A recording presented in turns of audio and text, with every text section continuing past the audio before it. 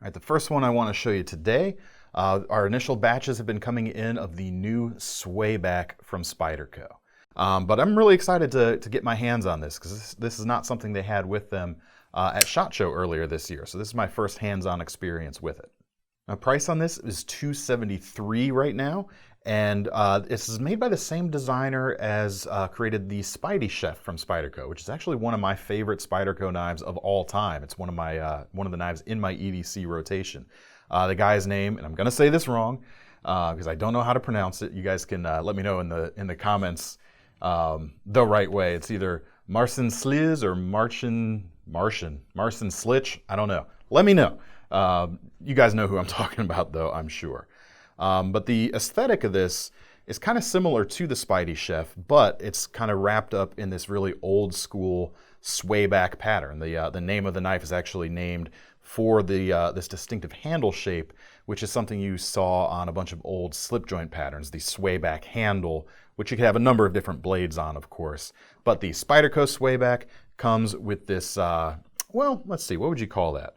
I guess you'd call that a Wharncliffe profile, even though it slopes a little bit kind of like a sheep's foot. But we get CTS XHP steel, a nice hollow grind, and a really good stone-washed finish that's going to provide some good working protection for your blade. Now, the handle itself is made from titanium, and it also features a stone-washed finish, which I really like. That's one thing that the Spidey Chef that I carried, still carry, came with a flat finish, and eventually it's going to pick up some wear from your pocket, and it starts to look really cool.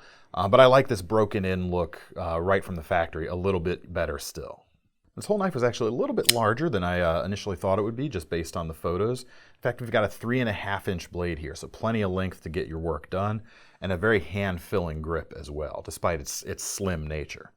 We've got some nice contouring to the handles. Like the Spidey Chef, we've also got this sort of cutout here at the leading edge of the scale, sort of like a thumb scallop, so to speak. So it's going to pinch really nicely. Pardon my Band-Aid there. It's really nice. Lockup is real good. We've got a hardened steel insert on the lock bar this time, something the Spidey Chef lacked. And we have a two-position pocket clip, right or left side tip up.